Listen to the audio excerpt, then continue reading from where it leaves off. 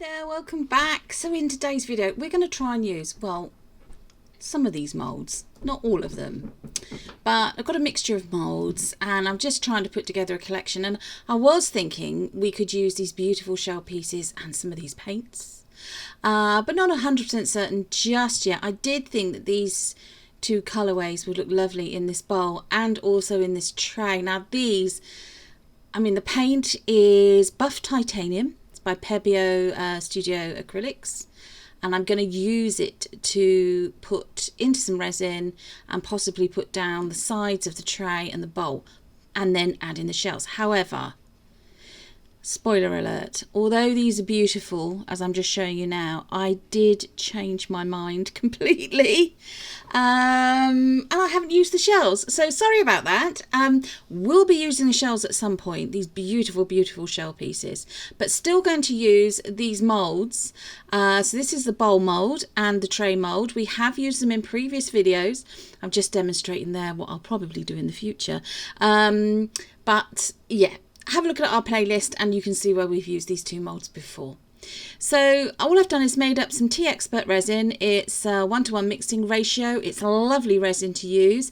Everything we've used in the video will be in the link with links in the description box.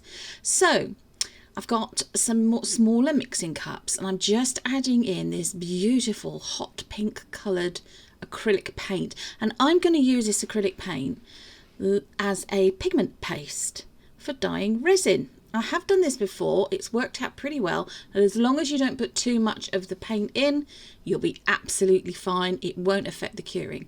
Look at that deep green. Now, very much inspired with these colours by what we currently have in our garden in the way of plants and flowers. We've got a lot of lovely ferns, we've got giant dahlias. If you've looked on our community page for our channel, you'll have seen I've posted some pictures. We're going to try and dry some of these giant dahlia plant heads as well. So as long as they work okay, you'll see them in some future projects too. So there we go. I've just put some of the pink paint, some of that beautiful deep green and some of the Buff Titanium in these mixing cups. And now I'm adding in some of this lovely clear T-Expert resin to each of these cups. So that was the green, now the pink, and then the one where it's the bigger one because there's going to be more of this particular colour, and that's the one with the Buff Titanium. So I'm wearing gloves. I do have an allergy to resin. Whatever you do, please ensure you wear gloves when you're using resin, that you work in a well ventilated area, and you wear a mask. There we go. So not quite happy with the colour of that, so I'm adding in some of this white pigment paste. This one I think is by Let's Resin. It's particularly good if you want to do beach themes and you want to have nice white cells of crashing, you know, the crest of the waves crashing on the shoreline and so on. So just wanted to make that a little bit paler. That's more the colour. And here's the pink. Now I had the same issue with this. Now this is a beautiful hot pink, real hot fuchsia pink colour. I probably should have used a smaller stir stick, but never mind. Look how deep and intense that is. Now I wasn't completely happy with that colour pink. I do go back and add a bit of the white. There we go. So have added a bit of the white paste to it, the Let's Resin, and it's just, I just liked it more, although still not quite bright enough, but I'm going to leave it as that. I don't want to chance my arm too much. So here we go with the Buff Titanium. We're going to try and pour some in around the sides of this tray mould. Now, spoiler warning, I changed my mind again. Oh gosh. I only actually do the sides of the tray to start with, because at this point I was still convinced, oh, I'm going to use the shell pieces, but no. So then to that I've added this lovely pink colour. Again, you could have left it darker, the more magenta pink, full hot fuchsia pink if you wish. And then I'm going to add some of this deep sort of forest green colour too. Go careful with green because sometimes it can take over, and what you don't want to do is end up with a sludgy colour. So I'm going in now with this is a coffee stir stick, just trying to mix the two colours in just by doing a little swirl with them. Sorry about the focusing of the camera there. Trying not to mix it up too much. Trying not to. Just adding a bit more pink. Because I'm not sure, you see, what sort of effect this is going to have. Whether the pink's going to show up more than the green or not, or if it's going to be the other way round. So just adding a bit more buff titanium in, which is that colour resin. Going to fill it all the way up so it's level with that top bit of the tray, but not going over the surface. So just again going in with a little stir stick and just doing a little bit of a swirly whirl pattern in it. And then cleaning up all around the edges, because as I said, at this point I was then going to leave it to cure overnight, and I was going to try and do some shells then on the base. So I've put it to one side and I've come back to this other mould now. Now this is much bigger. This bit has been sped up because I took rather a lot of time doing this. So adding in some of the green, some of the pink. Now you can do it as I've done it, or you could do it as what they call a dirty pour, which is something more used, I think, in acrylic paint pouring. But basically you fill up your cup with the different colours, or you fill it with the main colour, so you do the buff titanium and then add in a drizzle of the green and then a drizzle of the pink from a height, so they sink down into the titanium colour, you know, that lovely beigey creamy colour, and then do a little swirl in the cup with a coffee stir stick, and then you pour it straight into your mould. Now you can do it like that, or you can do what I'm doing here, where I'm just trying to amalgamate the sides. And again, at this point I thought I was going to do exactly as I'd done with the tray, as in just do the sides and leave the base completely clear to put some shells in. But I do change my mind at some point and think, do you know what, I'm just going to go the whole hog and go this cut. These just stay with these colours and leave those lovely shells to another project.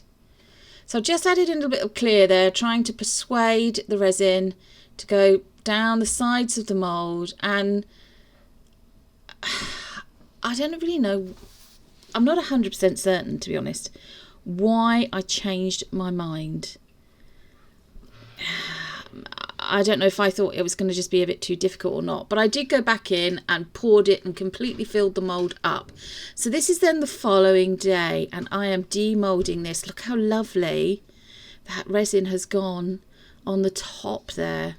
Now this mould is a dream to work with. It demoulds very, very easily. I think we've got minimal bubbles got to go around. I always do just go around on that edge there so it's not sharp. I do the deburring tool. Sorry about that, little bless you, that was one of my dogs. And a little sneeze even. So just make sure that you do go just around the edge with the deburring tool. There we go, like so that you don't hurt yourself, because it can be razor sharp, those edges. Look at that. Look at the way it's done this. You see, I could have stuck with a darker pink, but I know that for future projects. But look at that, it has done almost like a marbling effect, and look at that. So yeah, probably a little bit too much green, not quite enough of the dark pink, but still looking absolutely fabulous, I think. A nice mix of colours, reminds me so much of roses and dahlias, ferns, you know, and so on, and all the other plants that we're lucky enough to have in our little garden, in our little oasis. But yes, I do like it. I like it very, very much. The pink that you can see in the centre of the base of the bowl hadn't had any white added. That is how it looks, just using the Pebeo Studio Acrylics paint in the magenta colour or hot pink colour as the pigment dye for the resin. But look at that. I do like that very, very much. I think I'm going to have to have a go at doing it the dirty pour way as well. So really like that. That's me trying to do a little heart. So we're back to the tray. Now this did cure. So I thought, right, no, I'm going to have to fill up the base now. So just mixed up some more resin in the colours that we'd used before, and then just applying it any old how. Now this time around I haven't added any white to the pink, but I have added a little drop or two of white to the green. So it's got more of a sage green than a real deep forest green colour. And then we go with the buff titanium as well. Just put it in, swizzling it any old how, any old way. There we go. Bit more, bit more. I think I do actually use all of this up in the end. There we are. Because you know what resin's like. Resin is gonna do what it wants. It will keep moving until it's cured. So, you know, this will keep moving around for a good 2 or 3 hours after I finish pouring it in. And so you can hope to get the effect you want, but only when you demold will you really know if you've got the effect that you truly desired. And at this point I was just winging it, so you know. But there we go, just in with the coffee stir stick, doing a lovely little swirly pattern there. Looks very much paisley like. Love that. Very, very nice. And then just a tiny bit more left, I think I had, of the buff titanium coloured resin. Pouring it all in there like that. Gonna have to go in with that swizzly stick again. There we go. Trying not to mix it too much, because you just don't want a sludge colour. So this is a following day. It has completely cured. Sorry, that was the support bit I always put under this tray mould. Got a little bit of clean up to do around the edge, but as I said, we will go around the edge of it with a deburring tool like we did with the other bowl. I love the colour that it ended up with, or the patterning, the patternization there. Is that such a word, patternization? No idea. But I love it. I love the way they've mixed. Beautiful. Lovely, lovely.